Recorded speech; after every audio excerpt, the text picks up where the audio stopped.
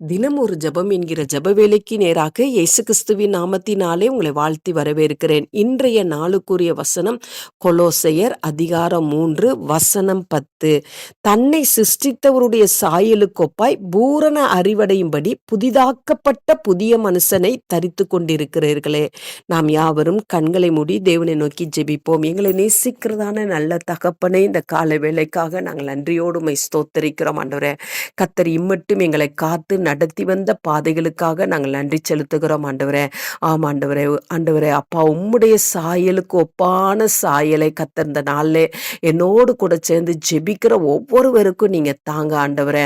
ஆம் ஆண்டவரே, உமக்குள் இருந்த அந்த சாயல் ஆண்டவரே, அப்பா, ஒரு தாழ்மையின் சாயல் ஆண்டவரே, நீங்க பிதாவுக்கு கீழ்ப்பிடிந்த ஒரு சாயல் ஆண்டவரே.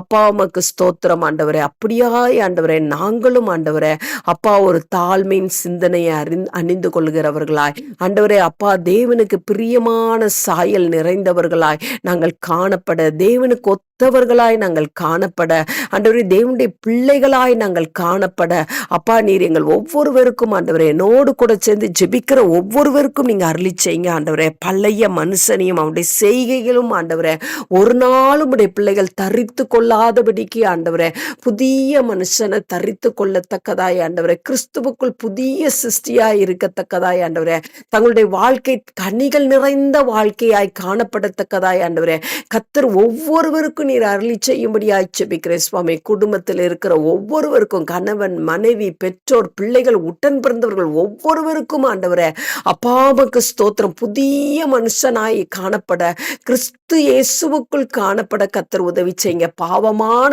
சாயல்கள் அகன்று போய் ஆண்டவரே, தேவனுக்கு பிரியமான பரிசுத்த சாயலை ஒவ்வொருவரும் தரித்து கொள்ளத்தக்கதாய், அப்பொழுதுதான் ஆண்டவரே நாங்கள் தேவனை தரிசிக்க முடியும். அந்த கிருபையை கர்த்தர் ஒவ்வொருவருக்கும் அருளி செய்யுங்கப்பா. கர்த்தர் பெரிய காரியங்களை செய்யுங்க. இயேசுவின் மூலம் ஜெபிக்கிறேன் நல்ல பிதாவே. ஆமென், ஆமென்.